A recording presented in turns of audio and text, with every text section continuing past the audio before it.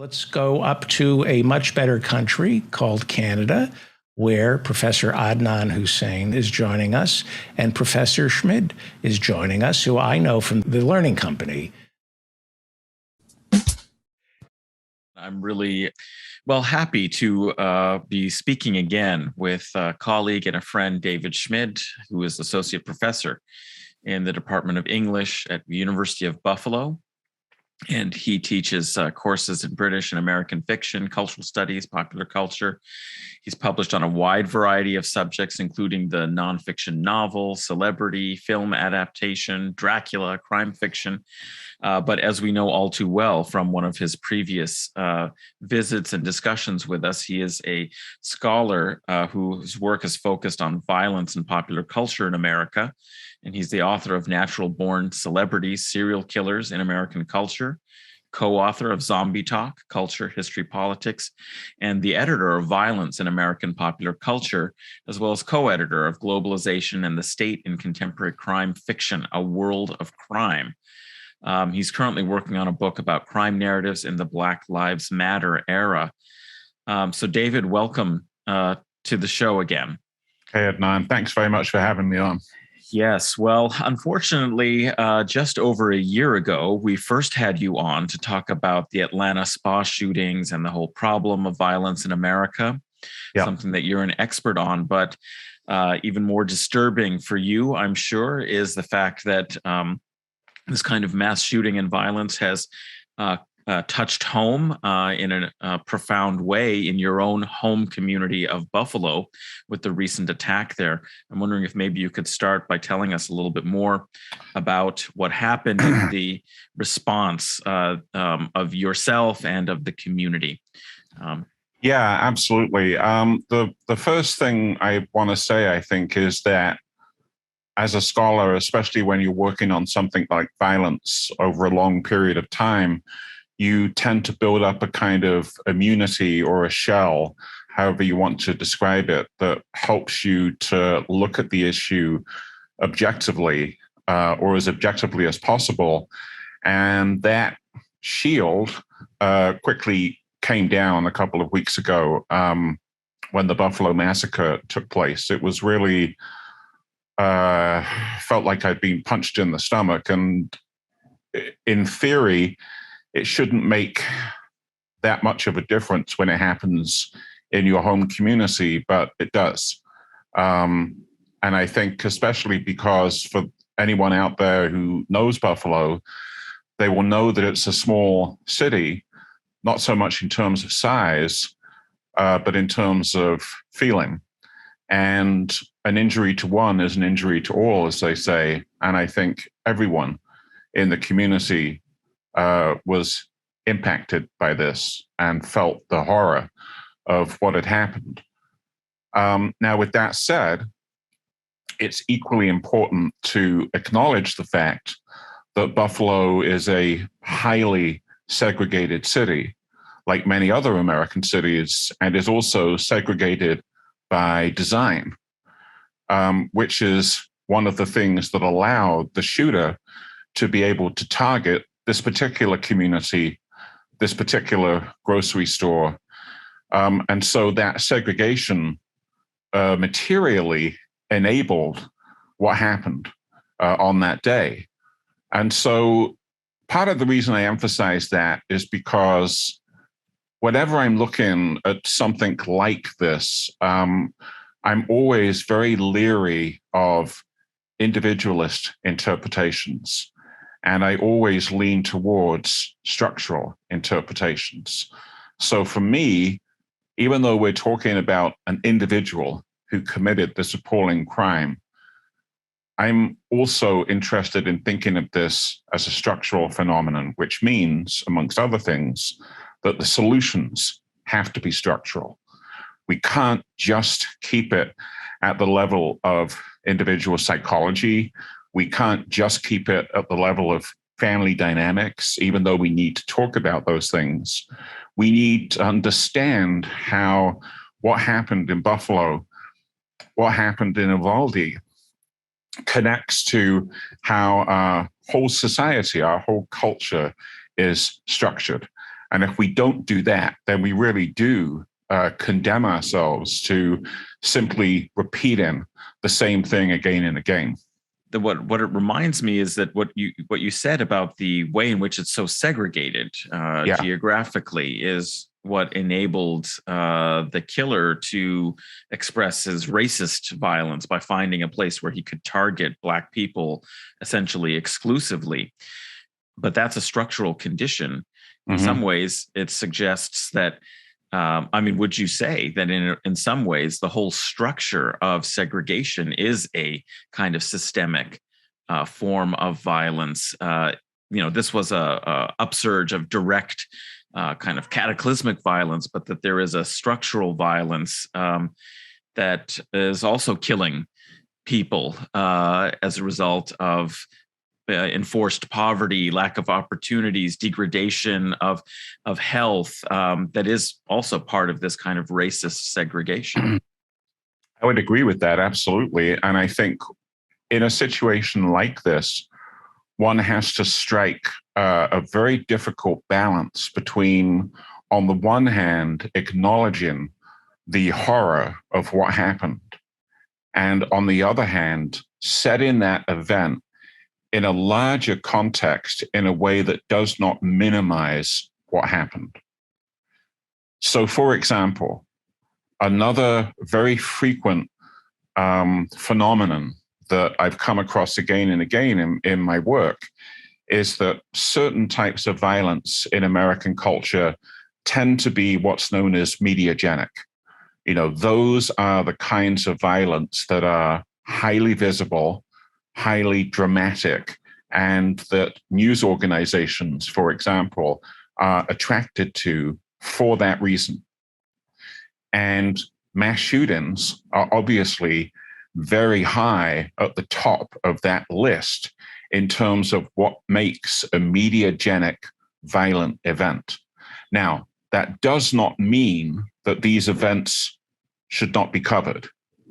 But what it does mean is that it's up to us to also bring into the conversation those types of violence that you're referring to, that are not highly visible, that are not cataclysmic, that don't take place over the period of a few minutes or a couple of hours, but take place over years, over decades, over centuries, and that can be just as important and just, if not even more, necessary to analyze and understand the impact of than the highly mediagenic events. So, for example, I'll give you an example of why this is important. There's obviously been a lot of discussion in Buffalo since the massacre about how we move forward as a community. And I'm not talking about the rhetoric of thought and prayers and healing and that type of thing. I'm talking about, how do we address those structural issues that allow this individual to target this community? And one part of that is ongoing has been, I think, conversations that have been very difficult for some people about the limits of charity in general. Mm-hmm. And the limits of white charity in particular. Now, this is not a comfortable conversation for a lot of people to have, but it has to happen. Because if it doesn't, what we'll see is, again, the repetition of a similar pattern. The east side of Buffalo right now is being flooded with charitable donations, gifts, food, supplies, et cetera, But no matter how well-intentioned that generosity and that good feeling is, everyone knows it comes with an expiration date. Everyone knows it is not going to last for much longer. And when it dries up, things are going to be exactly the same on the east side of Buffalo. And in fact, in many ways, they're going to be even worse. Because now Tops, for example, is closed indefinitely. That supermarket is probably not going to reopen. So what we need is structural investment in the east side of Buffalo, and I'm not talking even at the city level or the state level or the federal level, but the recognition of the fact that there are already African American community organizations on the east side who have been doing this work, who will continue to be doing the work. Those are the organizations that need to be invested in.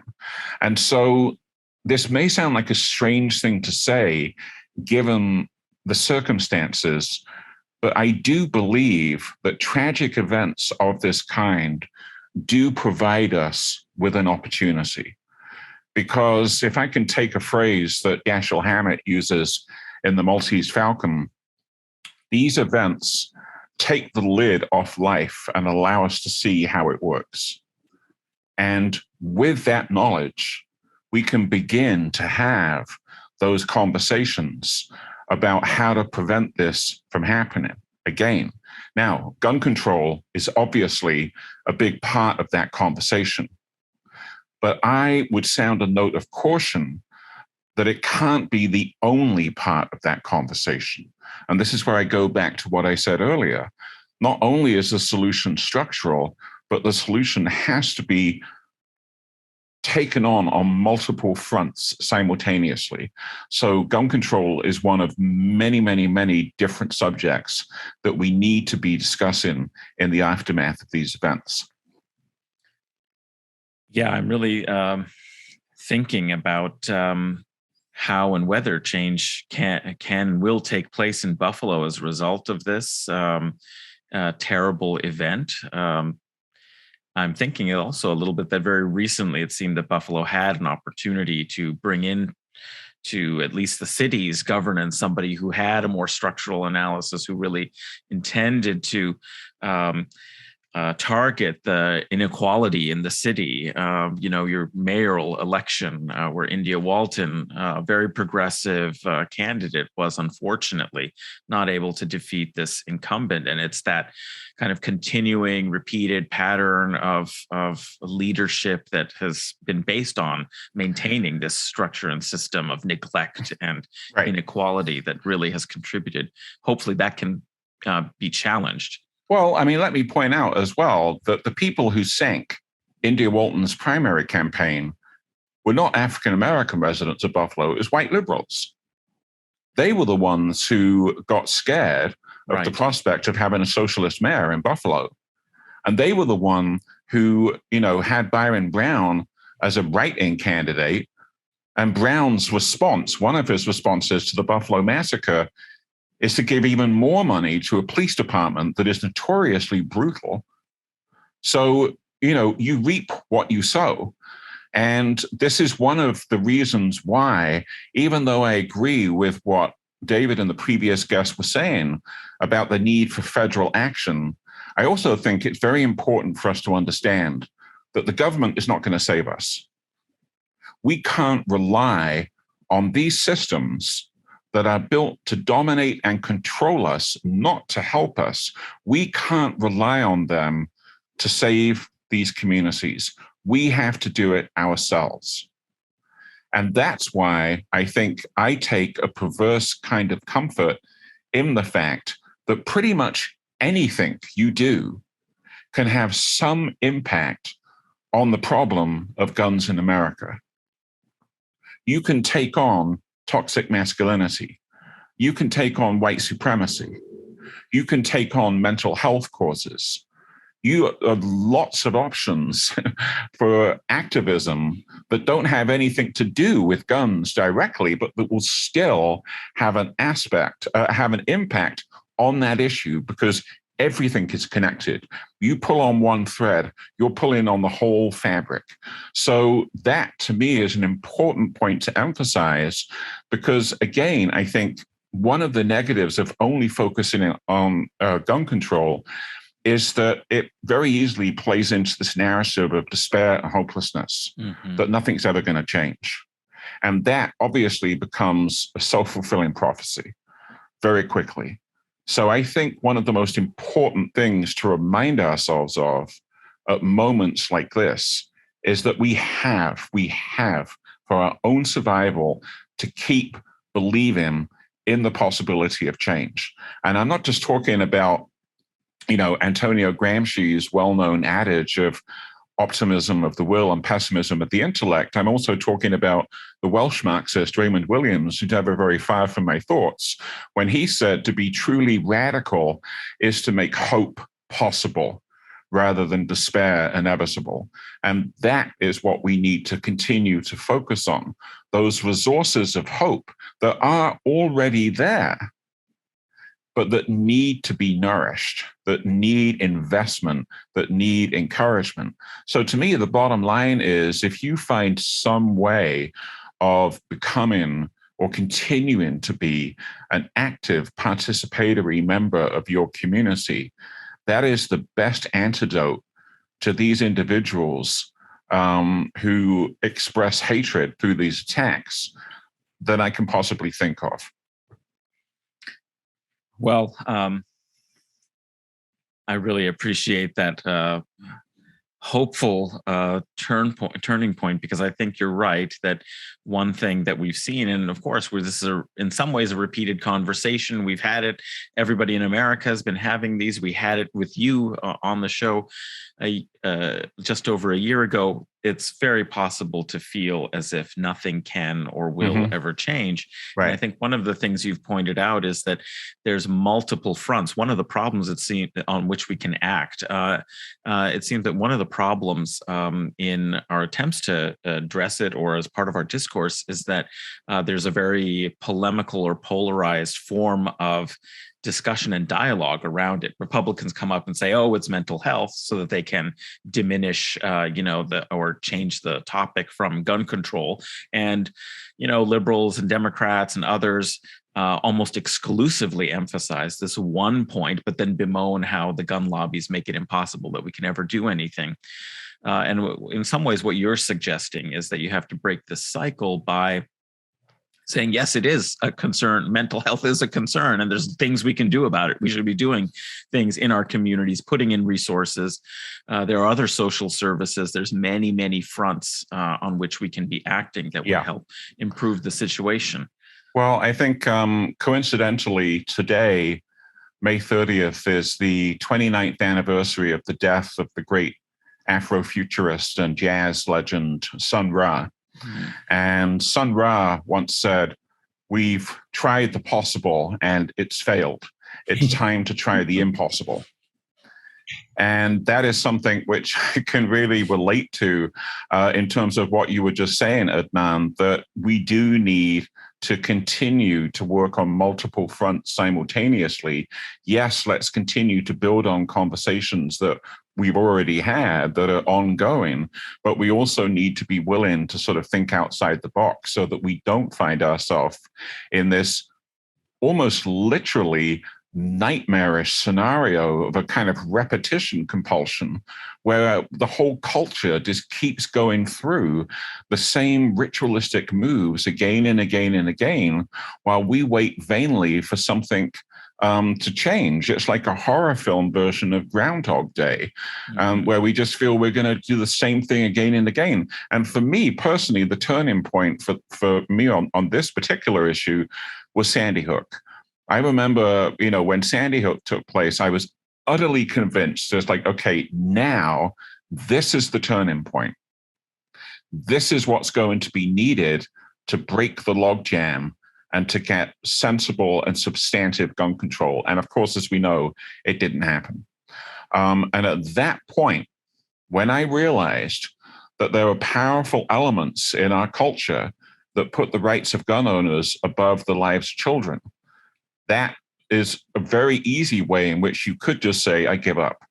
I give in to despair. But instead, as I've been saying, I think what it is a wake-up call that we have to be more creative. We have not to sort of think of things as business as usual and to try something different. Do you mind if I ask a cultural and political question? Sure. This is really important to me. As I'm listening to you, I'm not a fan of all of the above. I think I hear that with climate change, and that's not working for me. Find myself agreeing with you about all of the above when it comes to the the gun violence. Right. I had this thing in my head, just get rid of the guns. And then I realized, okay, that, Deus Machina isn't going to happen. So we have to try all of the above. I want to ask you politically, if a president treated the gun epidemic like COVID, did we learn anything about bringing the numbers down on COVID? If a president said, last year, 45,222 people died from gunshots, I want to cut that number. And I'm willing to jawbone the industry. I'm willing to talk to anybody. Right. I want to figure out how to get these numbers down. If I want to speak to emergency room physicians to make sure people survive these gunshots, to frame it as we would COVID, all of the above. How, blame the cops, blame the emergency rooms, start blaming everybody. So eventually Americans start saying, you know what? Maybe we should get rid of the guns, or work with. I don't think you can work with the gun manufacturers. David, I don't rule anything out. I think anything is worth a try. But with respect to the example that you mentioned, the COVID issue, I think what's instructive about that example is that it gave us a glimpse into the pushback that the president got, even when you're arguing for something as politically neutral, one would think, as vaccines. Now, imagine the blowback from gun control times 100 and 100 times more lethal. So, for example, in Australia, after a shooting at Port Arthur in 1996, the response was to ban assault rifles. But then the government, which, by the way, at the time was a right-wing conservative government in Australia, the government realized that there were still thousands upon thousands of assault rifles out there. So what they did was to institute a mandatory, and that's the key word here, a mandatory buyback program for assault rifles.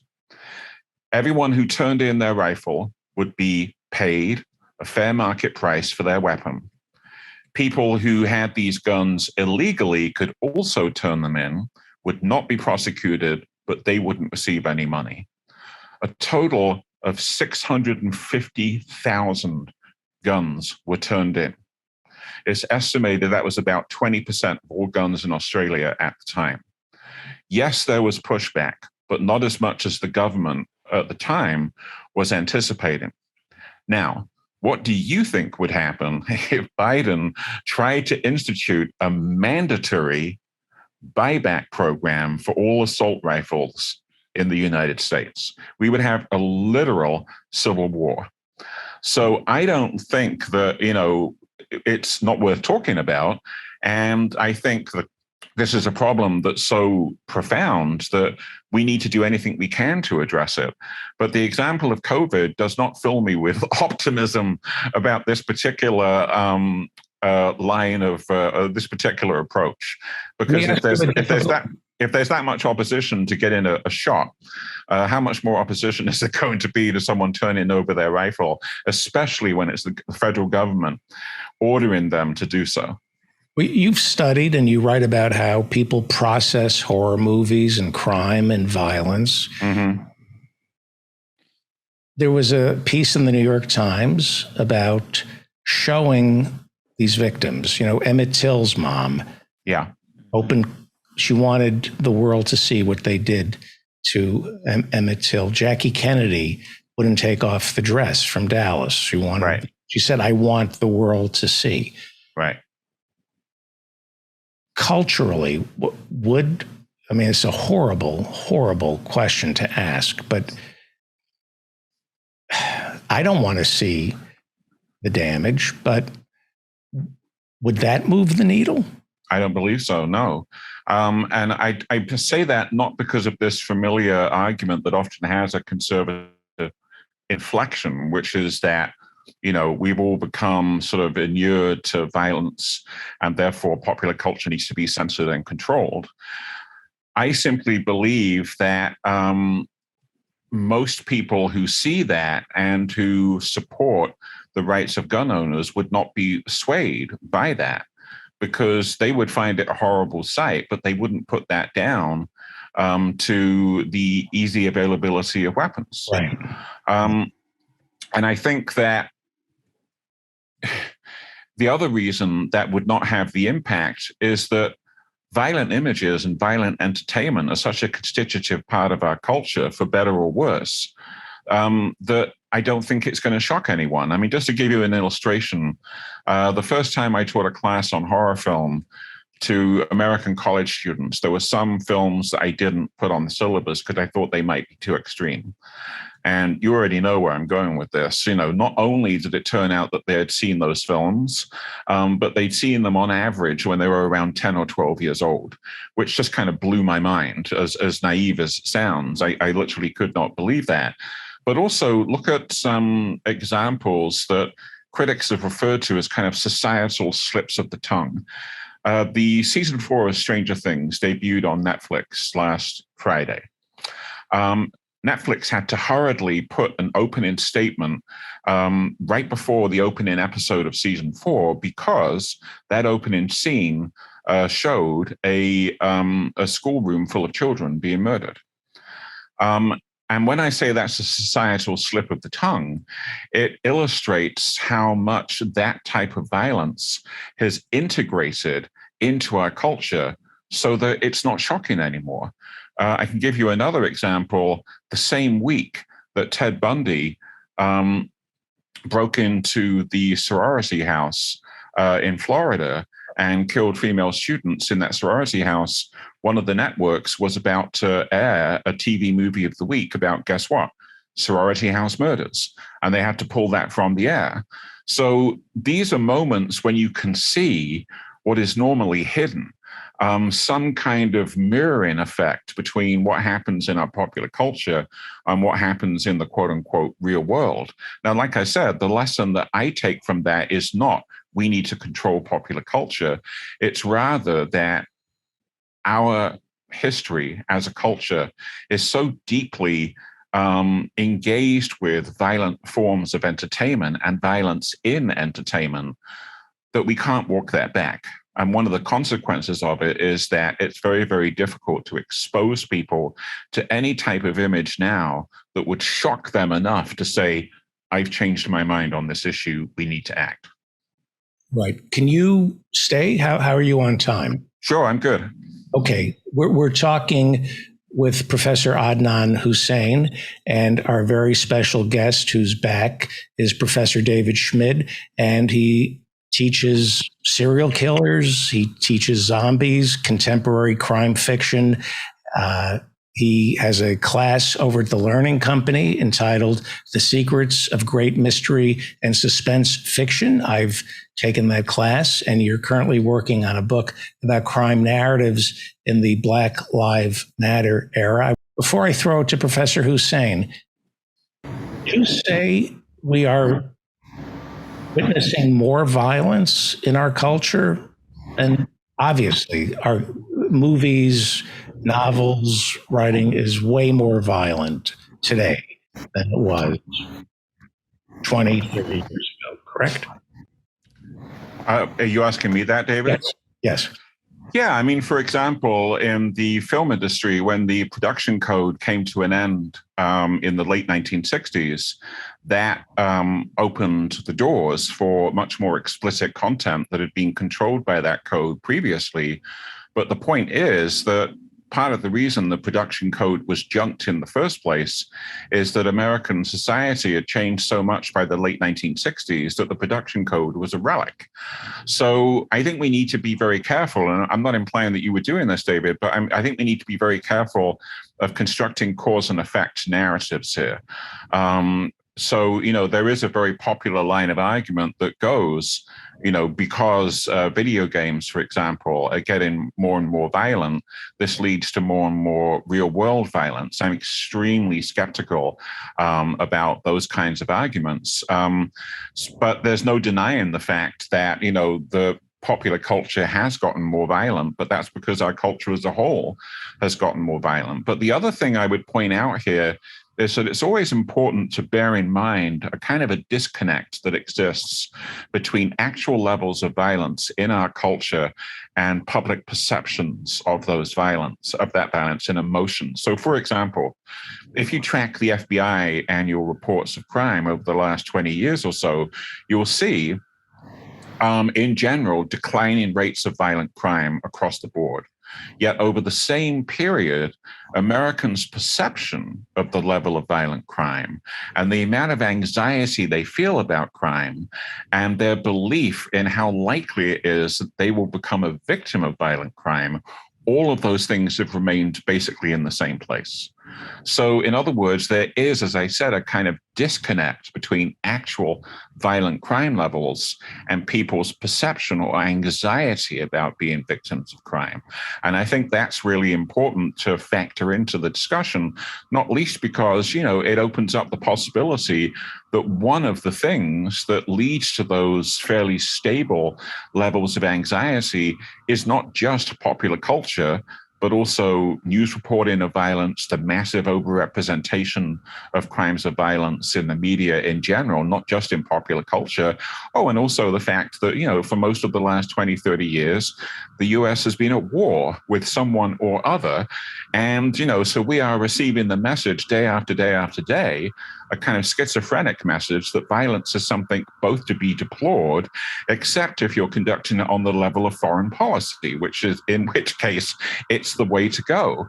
So unless we start sort of, looking at the big picture at that level of generality, I think we're never going to be able to really have a productive discussion. Professor Hussain, you're living now in Canada. How would they respond to? Well, I think in many ways they wouldn't respond in dramatically different ways. I mean, there's a lot that's shared in North American culture, but it is definitely the case that um, that there are far fewer. I mean, there's no country that has the kind of rate of mass shootings that the United States does. And there are, more significant gun control laws. I think it's also relevant that even though we don't have extensive free mental health coverage, we do have broadly universal health care. And so there are some structural differences that make the society and the culture different. And even, the story of, I think maybe, some of these narratives, I'm not a literature person, so perhaps David Schmid will correct me here on this, but I think some of the national narratives are very different as well. I mean, these are both settler colonial countries, but the colonization and settlement of Canada, at least the narrative that's told about it,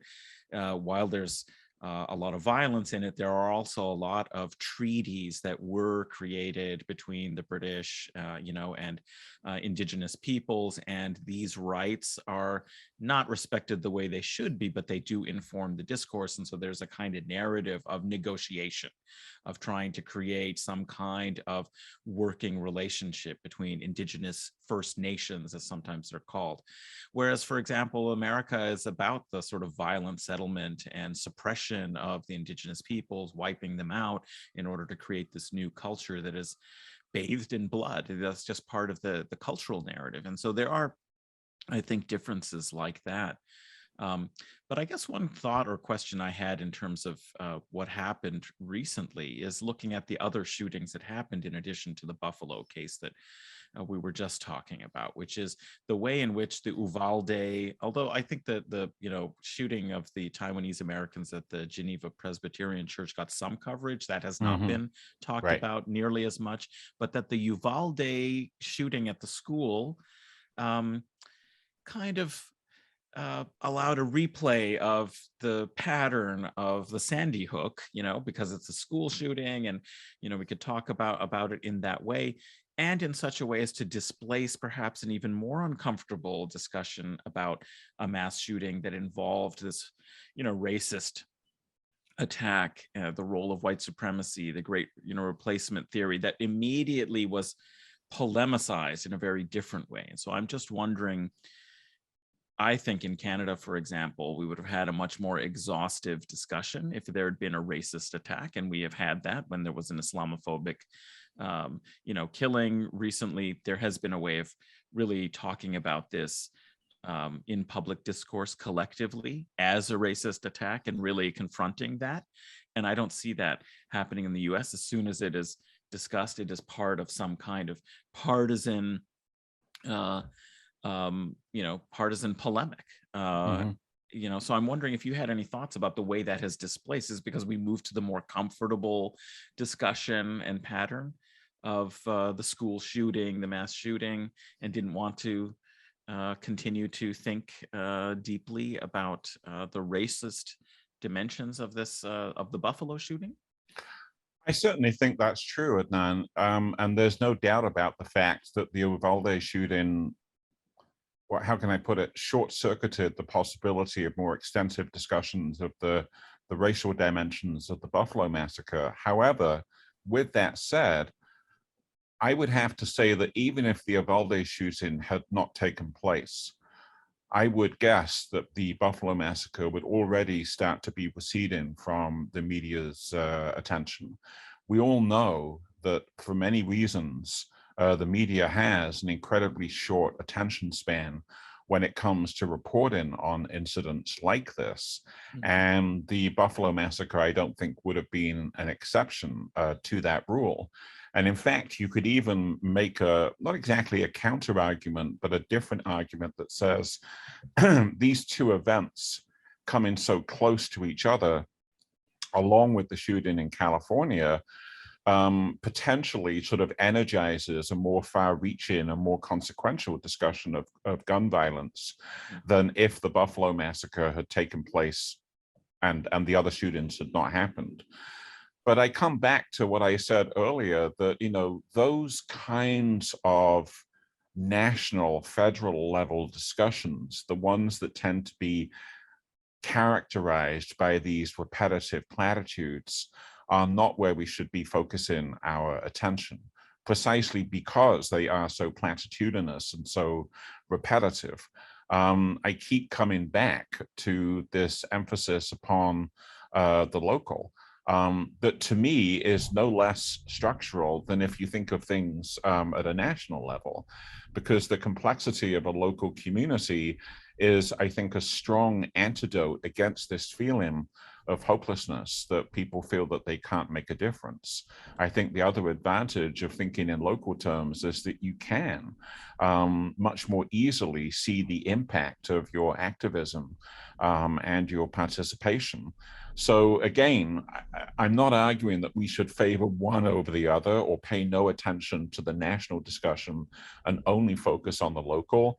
But I think that there is a tendency that we need to guard against, to only judge the outcomes of these events by discussions that are taking place at the national level. And I think that's one of the things that has to change.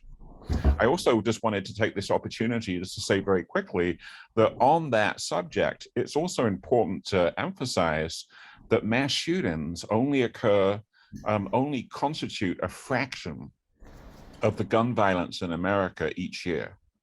The majority of gun deaths in America, year in, year out, are suicides. And that is another fact which is important to bear in mind, that mass shootings, for understandable reasons, tend to dominate the narrative about gun violence in America. And that's another tendency I think we should push back against and make an effort to contextualize this issue in all of its complexity. A question about the culture, and feel free, Ethan, to jump in anytime.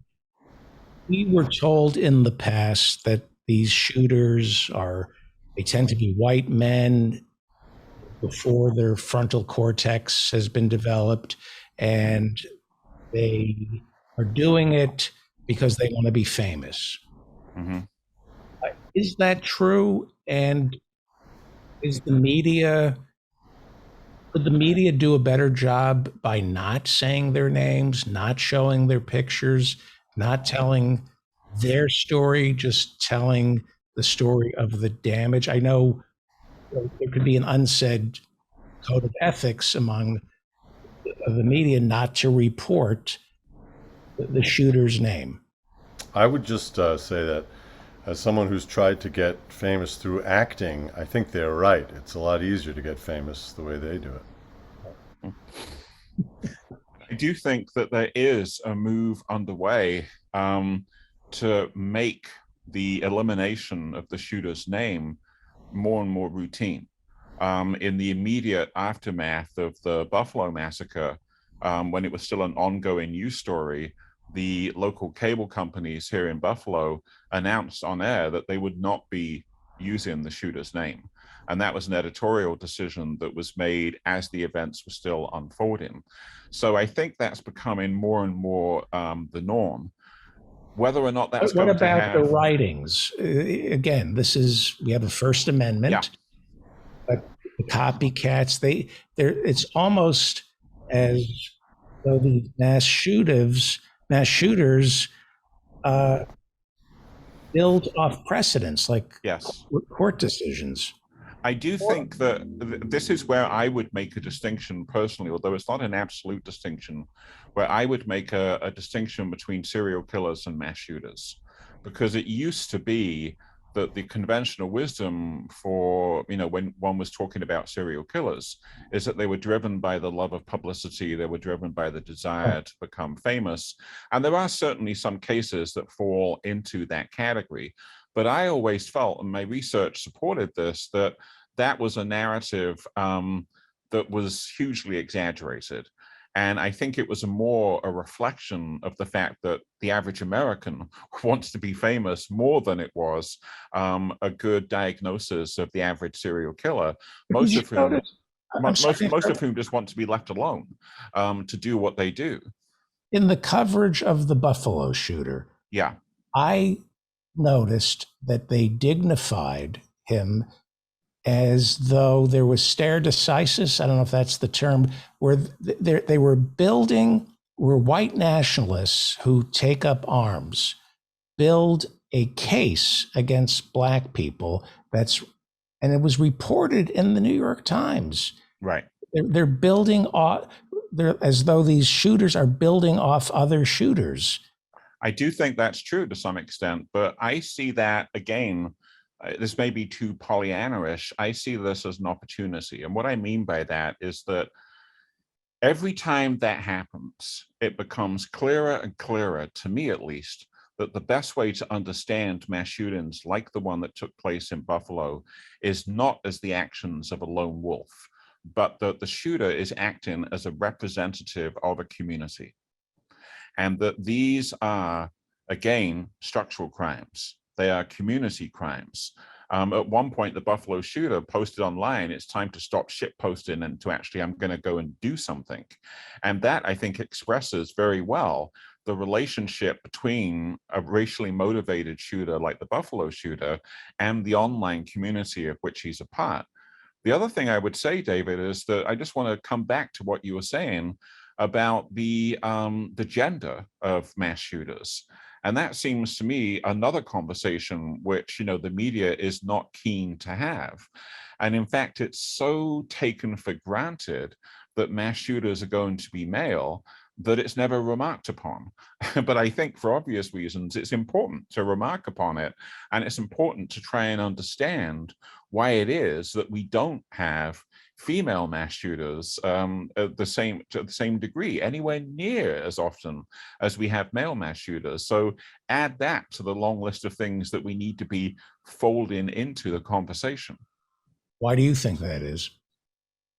I think a lot of it has to do, and this is where it's interesting to me that it crosses racial lines and it crosses ethnic lines. I think a lot of it has to do not just with, let's call it the gender version of white replacement theory.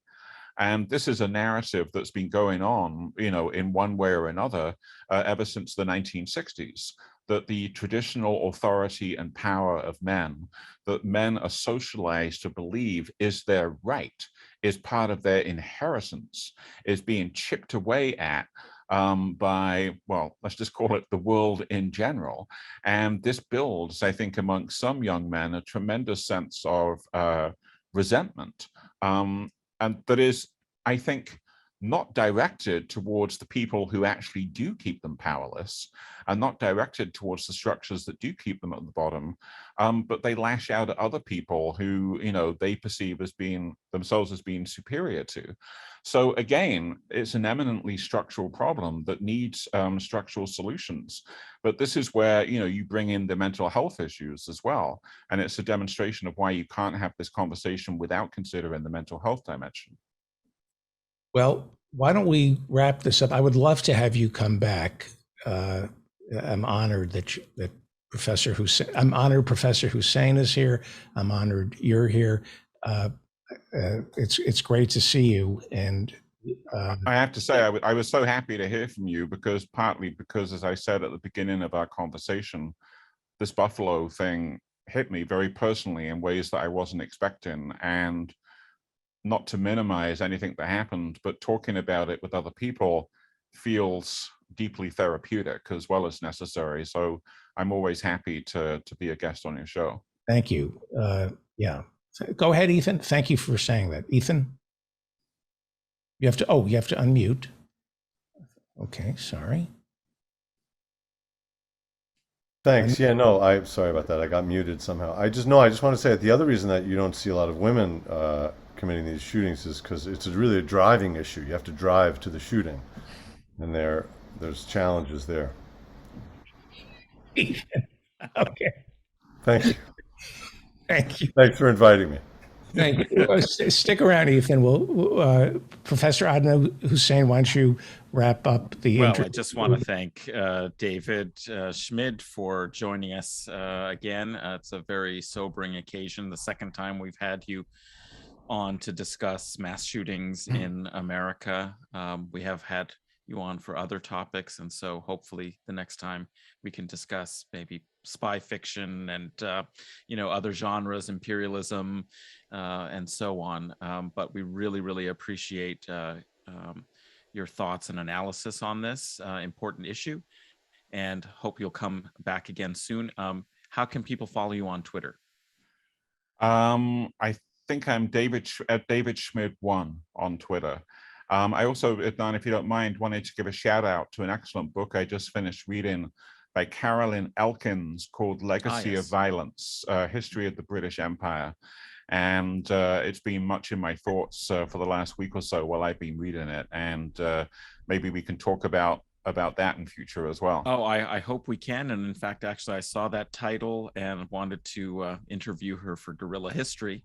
Oh, that would be great. I've interviewed her for a previous radio program I had about basically Kenya, because that's what she did her first work on, was exactly the camps in Kenya. Yeah. Okay, thank you very much. Thank you, Professor.